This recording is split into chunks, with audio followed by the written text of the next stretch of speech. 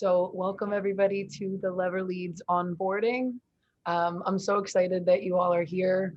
Thank you all so much for your applications, for taking interest in the open blueprint and the work that we do.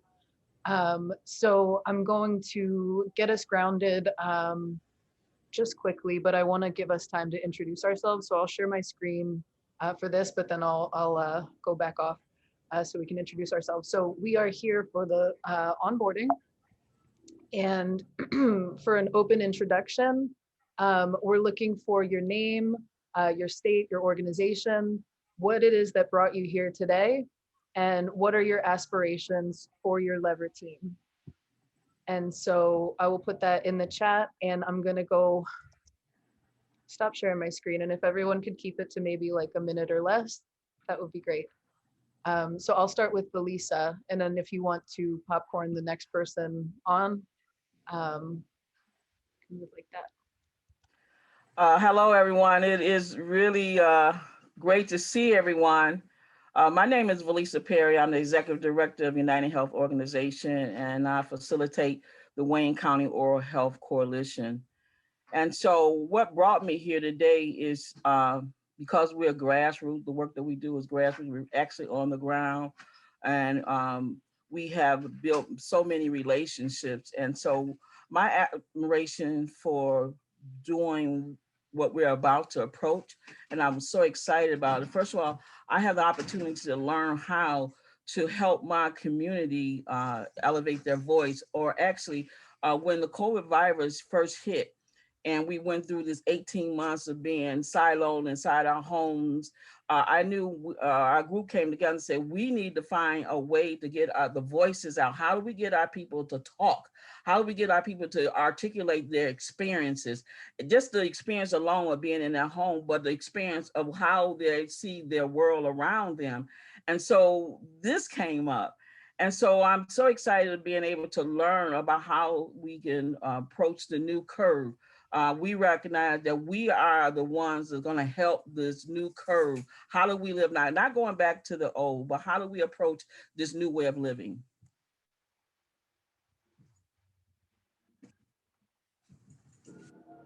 Great. And how about Christian?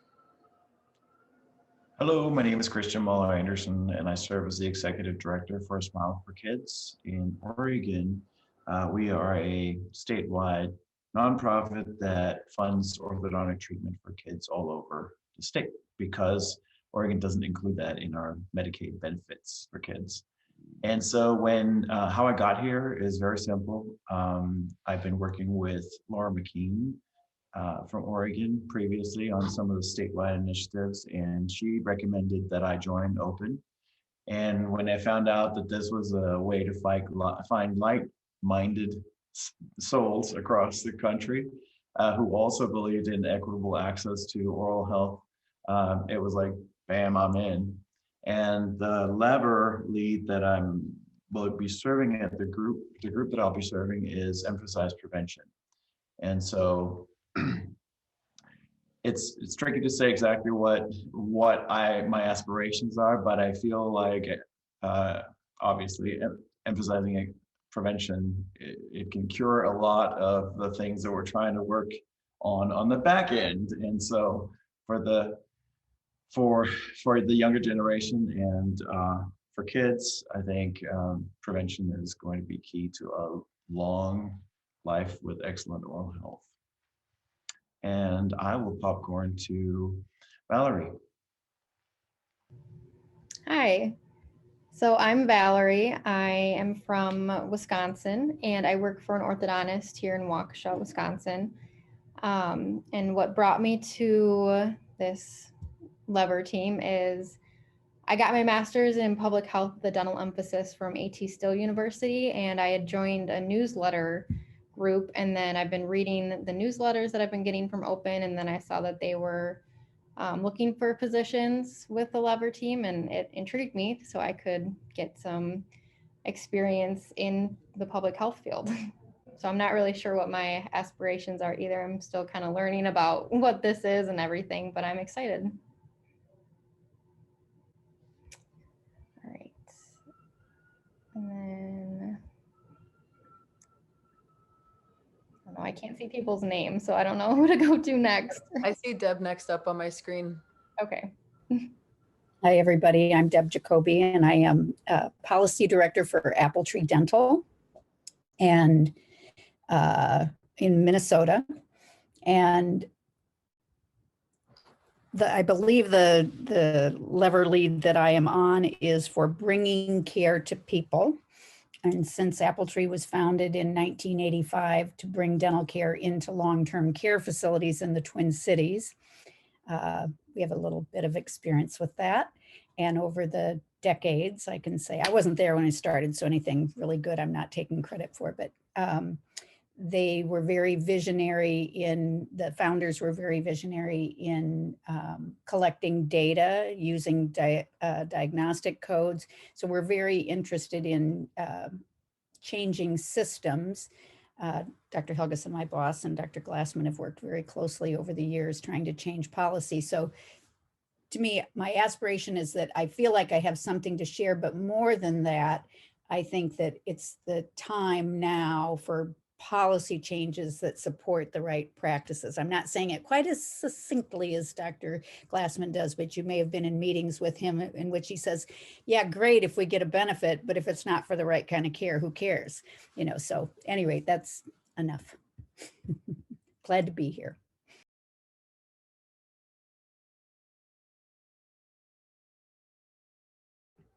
I see Paul up next. Okay, well, since Deb has already called me out, so thank you, Deb. Paul Glassman, I call it my day job as the Associate Dean for Research and Community Engagement at a new dental school, just started in Sacramento, California. Previous to that, I had a 30-year career at an established dental school in San Francisco, and I've devoted really all of my getting to be a 45-year professional life to trying to get improve oral health for the majority of the population that doesn't get oral health. I think probably many of you recognize either explicitly or some other way that in the oral health industry, we do the worst job of producing results for on a population level compared to almost any other aspect of healthcare, because we don't reach most people, which produces all of the inequities that and disparities that we're aware of, and why we're all here. So I've been a part of Open since it formed, actually even the precursor organizations, and I just see that we have a unique opportunity through this grouping of people and organizations to actually make a difference and move the needle on oral health to one that reaches a lot more people, and a system that can do a much better job of doing what some people now are calling the triple aim or quadruple aim, which is reaching more people, improving health, and lowering the cost of doing it, at least on the cost on a per person basis. So I think we have a great opportunity to do that, and I'm excited to continue to be a part of trying to make that happen. Thank you. Laura? Hi, everyone. Laura McKean. I'm the Director of Oral Health Services for All Care. We are a coordinated care organization in Oregon, and we manage the dental, physical, behavioral health benefit for our Medicaid members. And I've been a part of Open for about 3 years now. Have been serving as the state rep for Oregon, now transitioning into the lever lead for Amplify Consumer Voices. So I think, I'm not sure I could pin it down to one thing that brought me here.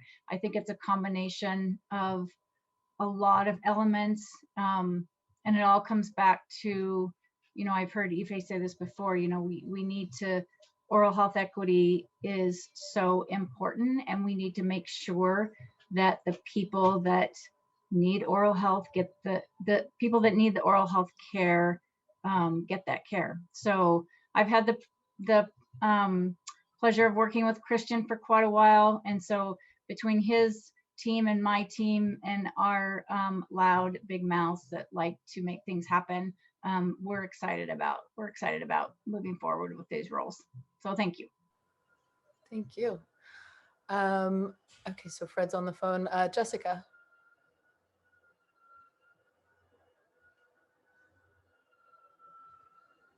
We can't hear you.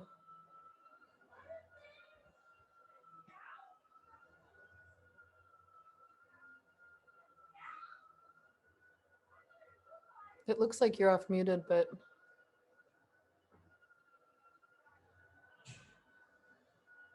Would you mind typing in the chat for us? And then perhaps we can get your audio resolved. Okay, so Vanessa. Hi, I'm Vanessa Rastovich. I am the policy manager at the Disability Healthcare Initiative, which is part of Achieva, the ARC of Greater Pittsburgh.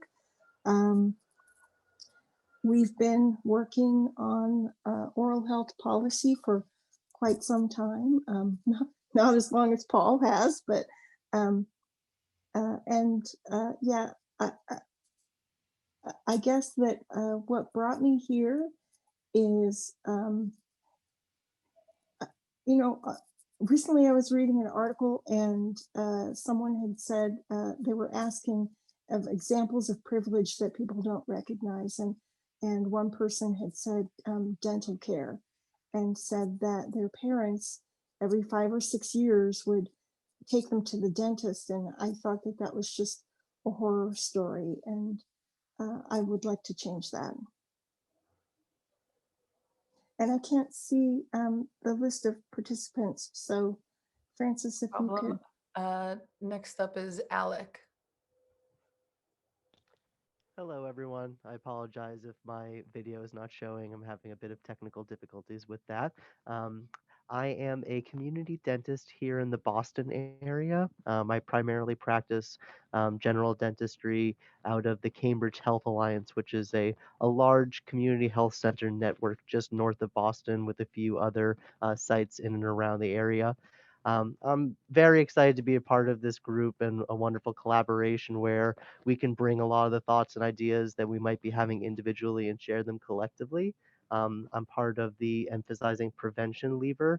And I think that one thing that really could kind of summarize a lot of my thoughts is it's just so wonderful to be able to be a part of the conversations that are hopefully helping to bring a lot of the ideas that we might be having individually, and hopefully be able to share that within our kind of very niche community, and hopefully be able to use our collective experience to share it with a broader community.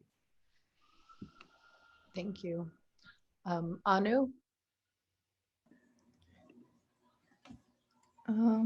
Hi everyone. I'm not sure if you can see me. Thank you so much for this opportunity. It's like many people have already mentioned, they cannot pinpoint to one particular aspect. I'm a public health dentist. I serve as the director for community-based dental education program at Indiana University School of Dentistry. Very interested in healthcare, improving healthcare access, maybe in any form, policy or small community outreach efforts for gender-based minorities as well as the individuals with disabilities.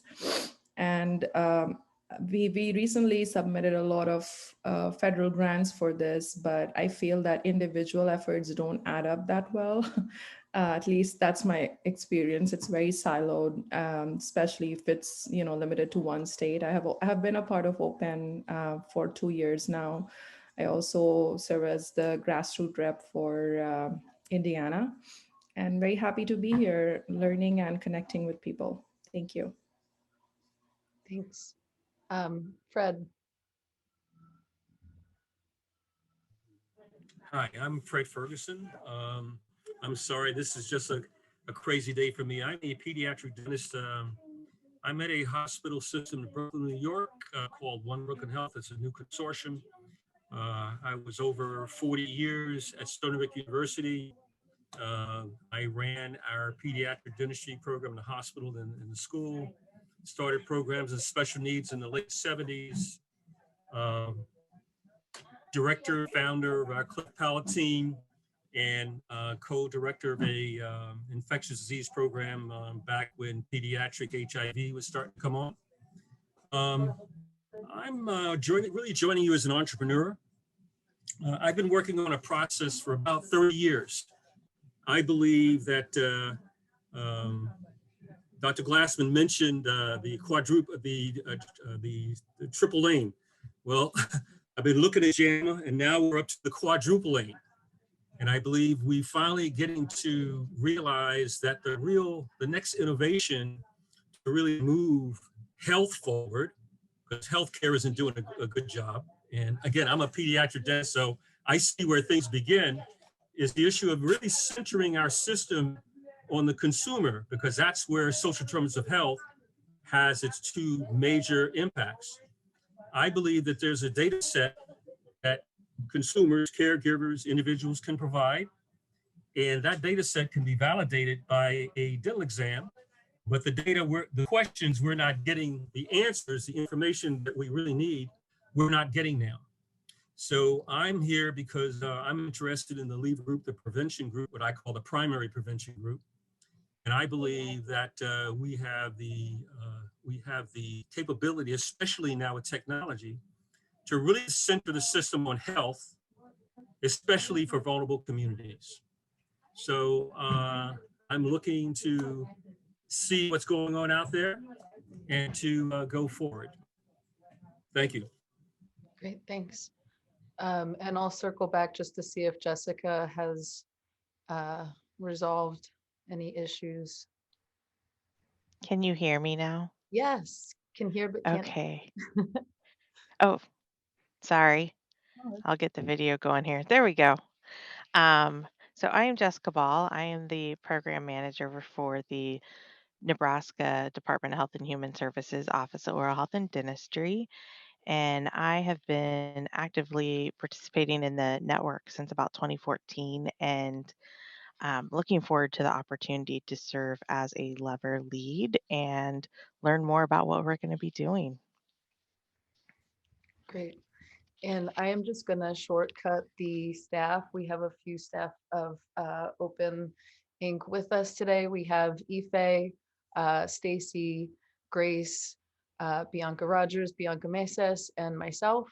I'm Frances Walsh, if we have not met, but I believe that I have met each and every one of you at this point. So I'm gonna start sharing my screen and we'll get underway. So we have so much to tackle and we're gonna go fast. So keep in mind, this is being recorded and you have as much help and support along the way as you need. But so our desired outcomes for today, by the end of the call, we'll have a shared understanding of everything about open, alignment around the open blueprint for structural improvement, which is why we're here today. A shared understanding of how to evaluate collective impact, which was really ambitious. I sent you guys an article. I had some slides. We were going to get into it, but we'll cut that very briefly short. We'll have an opportunity to reflect on open. It is a multi-hub network and how we connect with all of the other groups, the different hubs around the network, and how we communicate throughout the year. Also, we'll have a brief time to brainstorm our priorities and our timeline for the year. So I'm going to pass it off to Bianca Mieses to ground us in all things open.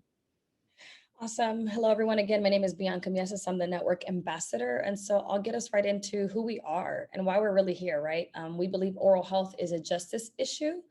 And it's a value that all open members are rooted in, and it's fundamental to the work that we do. We believe that oral health is, of course, vital to our overall health. And so open, it advocates and mobilizes with those who don't have the keys needed to access good oral health and care prevention. And I will go into our next slide, please. A little bit about how we were born. As you all know, or some of you may know, you've seen this several times, but I'll do a quick recap on. So there was the general surgeon declared oral health silent epidemic, and then the Diamante driver, the young boy in Maryland, that tragedy occurred, and Maryland kind of led the charge in creating a state level systems change. Then in 2009, we had DentaQuest that wanted to, along with the U.S. National Oral Health Association, wanted to go ahead and replicate that same thing for all states. And so that is where Oral Health 2020 was born, and the Oral Health 2020 Network, and which is now called, we just call it just open because we're pushing forward past 2020 now at this point. So it's the open stands for the Oral Health Progress and Equity Network, in case that wasn't mentioned earlier. And we have about 3,000 members now in our network. So we've grown quite a bit. And as you know, equity is in our name. And so again, as I mentioned, justice is such a core value and fundamental to our work. So is the equity. And this, we have, can you go to, there we go. We have now the Health Equity Work Group in 2016 came up with along with other members throughout the network, of course, came up with the definition of what it means to open. And it's really just the attainment at the highest level of health for all people. So then in 2021, the Health Equity Super NRT decided that, you know what, it wasn't enough. So let's add justice in this statement. And so it's the we call the JEDI statement: justice, equity, diversity, and inclusion. And different working groups and teams across the network felt it was really important just to call out justice. So this commitment is action oriented, and it requires for an ongoing practice of critical reflection. And so it's a living statement, and we like to refer back to it just to kind of get a bigger picture of who we are. And we believe, of course, that good oral health is essential to everyone and to lifelong health and well-being. We know that oral disease is preventable. And despite the availability of effective prevention and treatment, we have seen little improvement in growing disparities in the nation's oral health status over the past 2 decades. And so here on this slide, you see some of our core values, as we mentioned earlier. And we will also go into a little bit deeper, more about collective impact a little bit later.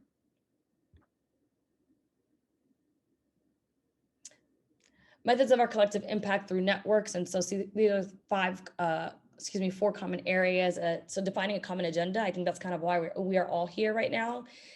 We are all set to, and our blueprint is kind of our agenda, and no pun intended, it's our blueprint, it's our map.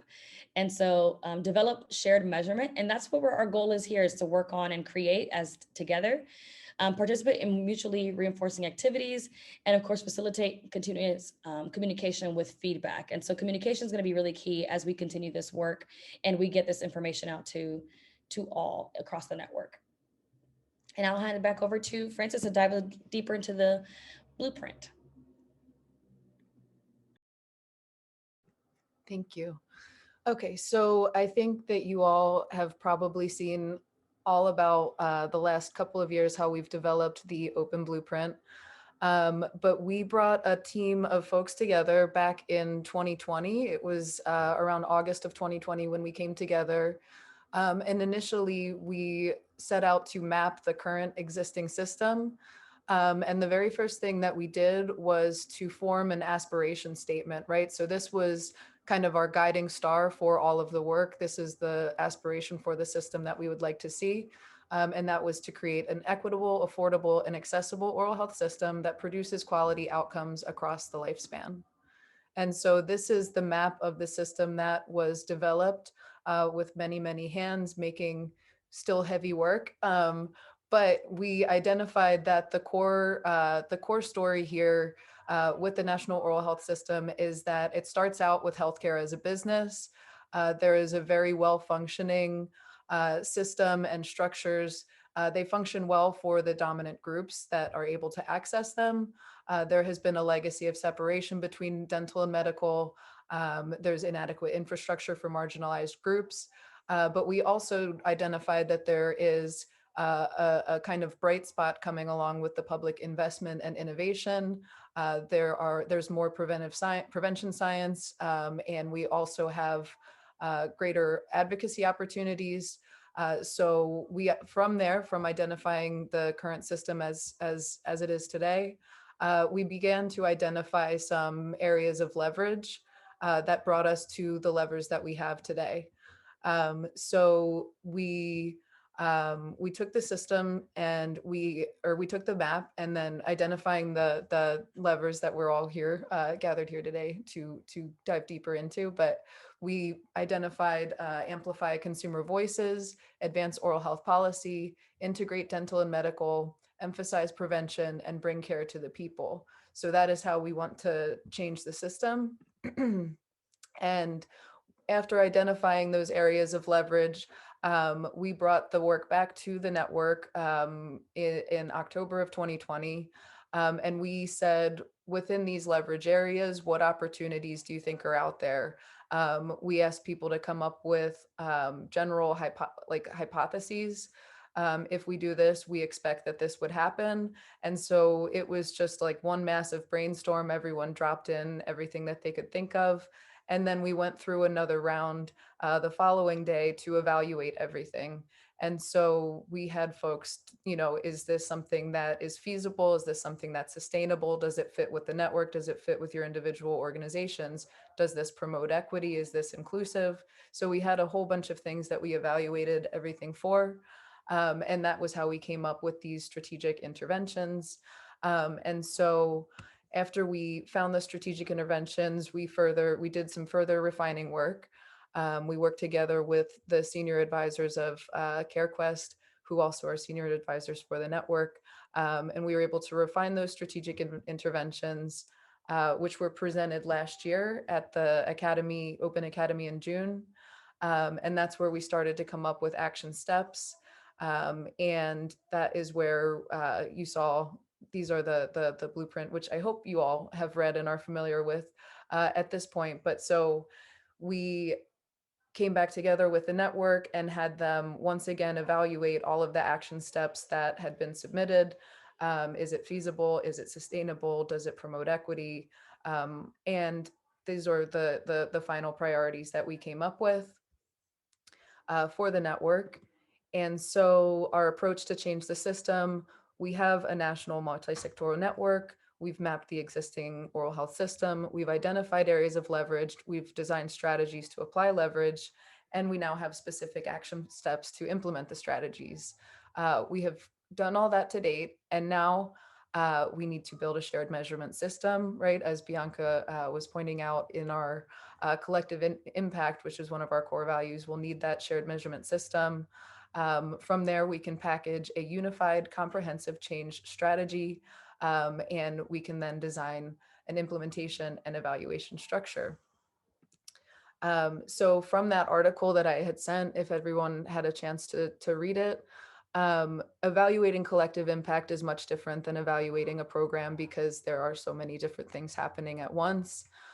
So I do invite you to read that if you have not already. And I have some additional slides that we're going to skip over right now, but I'll share the slide deck afterwards if you wanted a brief summary. But basically in evaluating collective impact, what the article says is it's important to evaluate the context that the initiative is in, right? Like what is the political landscape? What is the funding landscape? Anything that would evaluate or affect the initiative as a whole.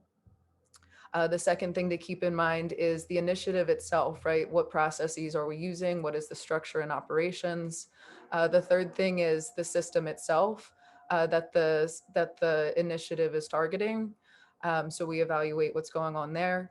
And then the ultimate outcomes, right? Like what is our goal, which we expect to see probably not for the next 3 to 4 years, but it's important to keep in mind and to bake that evaluation in at every level.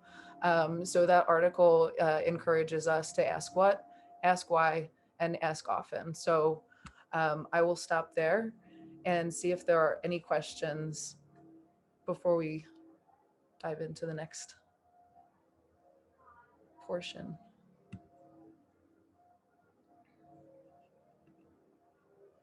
No questions? Cool. Keep it moving right along, and I will hand it back over to Bianca. Awesome. Thank you, Francis. So we'll go a little bit more into basically how we function, and we function through network hubs. And as you all see here, this lovely image shows us that right now our blueprint is kind of the center hold of it all, and it's our map once again. So we have at the bottom triangle, we have NOC, which is National Oral Health Connection Team, Network Leadership and Support Strategy Hub. And if we move over to our right, we have the NRT, which stands for Network Response Teams, Issue-Based Response Strategy Hub. And then we move over up top to Lever Leads, which is this lovely group that is, it's a new hub, that was created within the last year. And so Collect an Action Strategy Hub. And we have the ROCT, which stands for Regional Oral Health Connection Team. And so it's state and local connections between state reps and grassroots reps. working with alignment with the strategy hub. And so you find yourself in here, you're doing work, okay? That's what that means. We'll go to the next slide, please. As it breaks out a little bit more, it gets a little bit more detailed into the different areas of these hubs, right? So as you see right at the very top, there are 5 different intervention areas. And so that's what you all have signed up for. If we move over to the right, we have all knocked. And so we have different work groups there, which was governance and sustainability, advancing network impact, and communications and engagement. And then we go over to the NRT leads. And so there are several different NRTs. I will not read them all out, but those are open to the entire network. So you are more than welcome also to join those in any event that you have, if you have any interest in some of those specific areas. And then we have our ROC leads. And so those are broken down by regions, and we have 3 per region.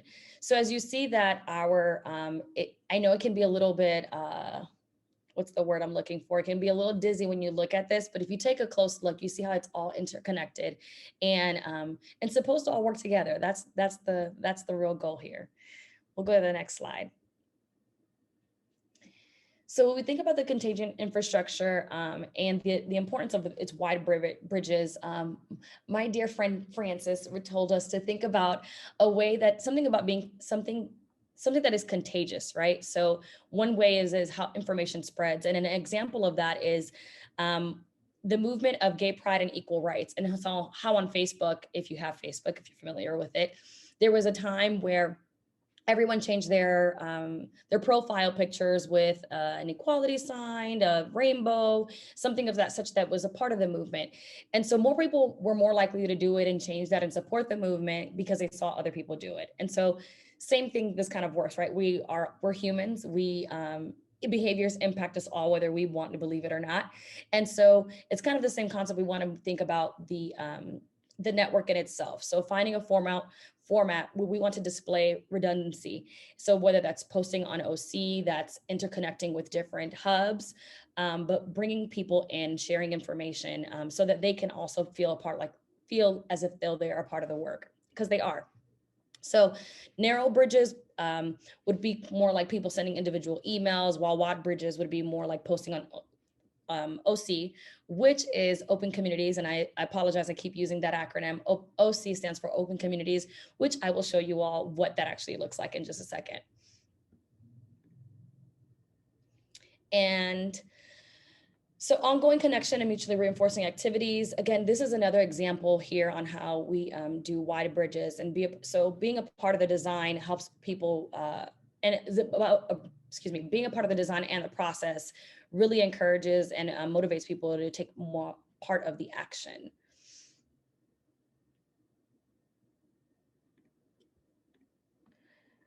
And so then we also have the Health Equity Super NRT, which is the one that created the JEDI statement. And again, that's Network Response Team. And they kind of serve as an umbrella. And they're a group of representatives of all open hub teams and subcommittees. And so they just continue to ensure that we are that we integrate equity in our messaging and our framework and all the work that we do and how we're seeing things, how we're interpreting things, staff so as a backbone staff, as well as all of open teams and any of the activities that we do. And I will show you all what Open Communities looks like. So we will go into, I will share my screen just to give us.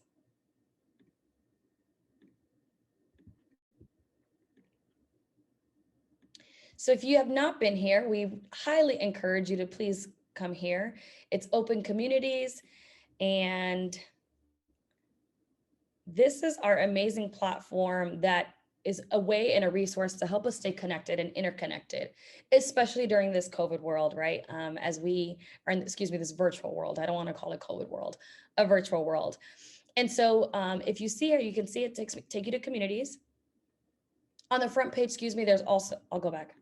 For those who are not familiar, on the front page, there's community-wide discussions, which is everyone in the network, anyone who's a part of it. Also a place to see where events are happening. So if you go to Take Me to Communities,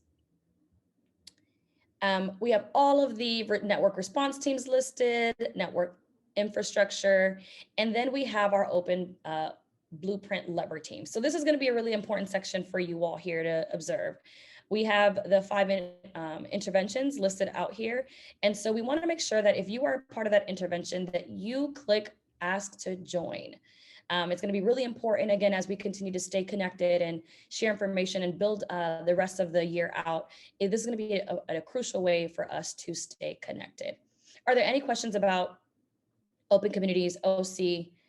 Also, feel free to reach out to Francis or myself, and we will be more than glad to set some time aside, some one-on-one, to walk you through it if you've had any difficulties. And I'm going to open the chat. I see there's something there. So that was just me. I have already added all of you into your communities.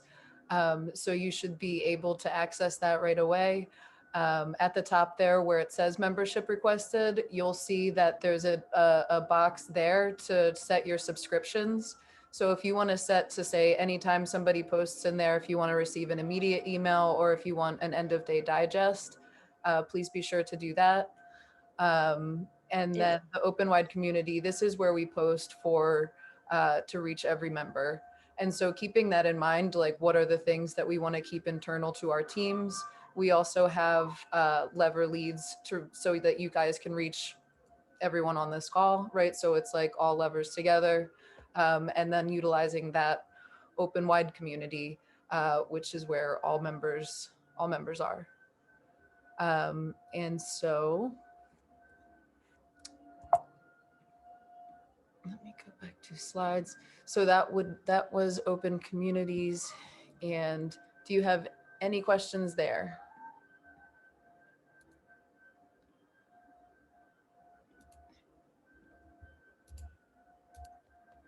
No? Okay. I'm still struggling with some access, but I'll take that offline with you. Oh, okay. Yeah, if anyone has issues logging on to open communities, that is not rare right now. But I can get you a password reset from the back end. So just let me know if you're having issues. But so we wanted to call for an open commitment at this critical juncture, that we use open communities to communicate amongst ourselves. Are we all in favor? I can only see Christian now, but it looks like some thumbs are coming up. Cool. And just if you have any thoughts about how we might hold ourselves accountable to communicating with the network, like considering you all will meet as individual teams, how often do you want to report out on progress? What does that look like? Are there any ground rules that we want to come up with? So I wanted to pause here and start to get some maybe voices in the room that are other than myself and Bianca's. So I will pause there and see if there's any thoughts. I suppose I'd like to ask if somebody from the open team will be the convener of our groups, or are we expected to do everything on our own? So yeah, I will be with you every step of the way, as will there's different members of the team. So we're leaving this in your capable hands to figure out all of how we operationalize, and that's what we're going to get into next.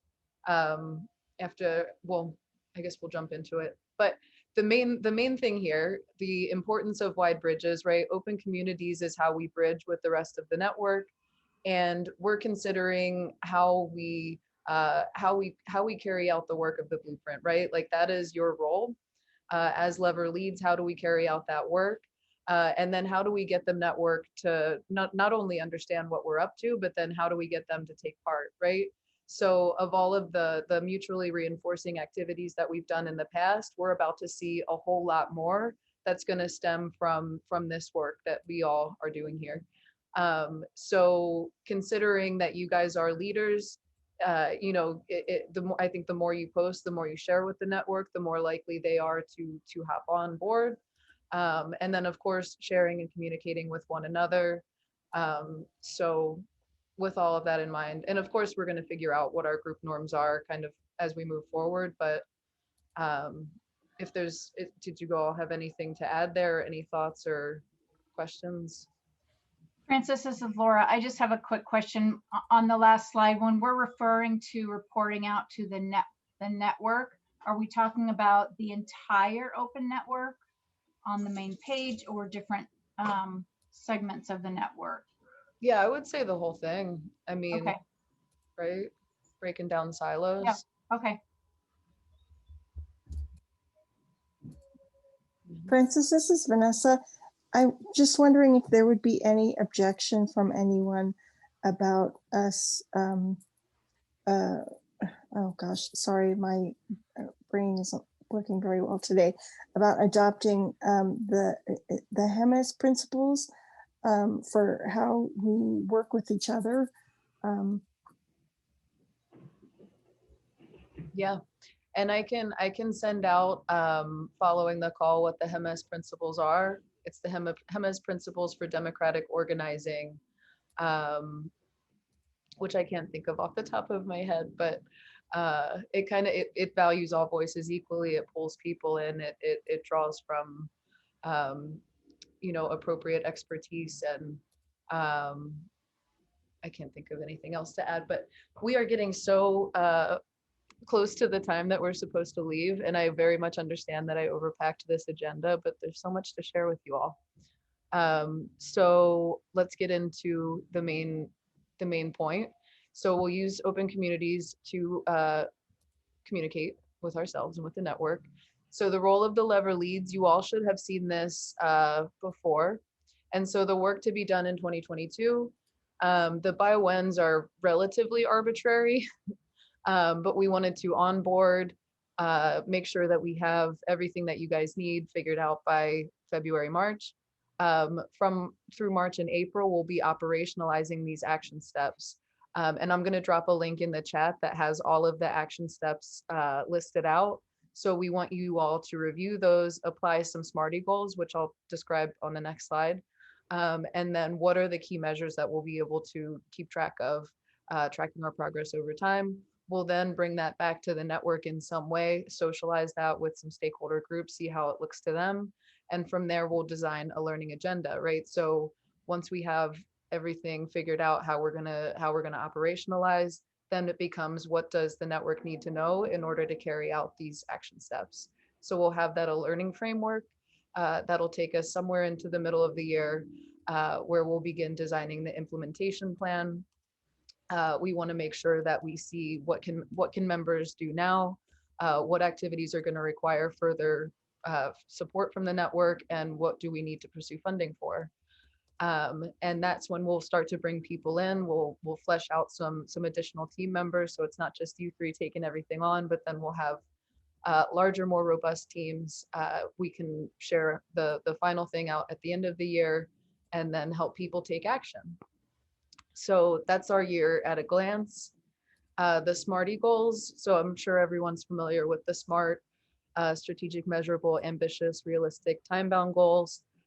So the IE includes inclusive and equitable. So we want to make sure that we bring in traditionally marginalized people, particularly those most impacted, into processes, activities, and decision-making in a way that shares power. And we also want to include an element of fairness or justness that seeks to address systemic injustice, inequity, or oppression. So keeping that in mind in everything that you do. And I'm gonna also share with you these lever polls. If you remember, when we were together at nationals in October, at our national meeting, we had everybody in breakout groups say which of the action steps they were most likely to take on first, or what they would have the most energy around. So you can see all the action steps listed out, and then the percentage point next to them. So you can see where the most interest or the most energy was. So I'm gonna drop this into the chat, and you all have about 10 minutes in your breakout groups. But what we're gonna go through, we don't really want you to review everything right now, but we want you to talk about what is the process that you as a team would like to use. If you wanna take some time to review offline on your own, and then come back together as a group if you want to meet more frequently. So that's totally up to whatever you guys want to do, and we will support it. So I think Bianca is putting you all into breakout groups. I'm putting this into the chat, so please be sure that you see that. Also, the levers are broken out by tabs there. So at the bottom of the screen, you should be able to see whichever lever you're in. Frances, this is Laura. I see this slide with the clouds. I didn't see the other slide. Did anybody else see it, or is it just me? Oh no, you can. Yeah, same here. I can share my screen if you'd like. Can you see this? Yes. The document? Okay. Yes. So these are all of the action steps.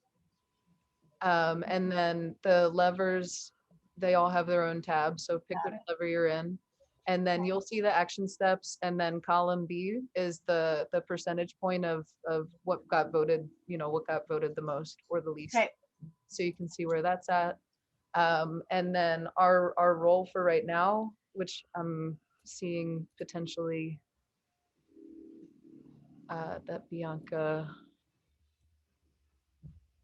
Are you having trouble with the breakout rooms, Bianca? Yes, I am. Okay, cool. Okay, so welcome back, everybody. Sorry for such a brief time to be able to spend together. As you do recall, on Open Communities, you are all grouped together in your lever team. So communicate there for anything that's within the lever. There's also lever team, lever leads. So if you want to reach everybody, there's that community. And then there is the open wide. I'm going to put all of this in an email. I'm going to make it super simple so you have all the information at your fingertips. You can reach out to me at any time and let me know whatever it is that you guys need. So I'll initiate the whole when are we meeting, what are we doing? So make sure that you guys have everything that you need to coordinate your schedules. And I'll share that link again so you have all of the action steps with all the information from the network. You can digest that at your leisure. But in our final minute, is there anything that you all are dying to share, or is there any burning questions, anything that I'll stop?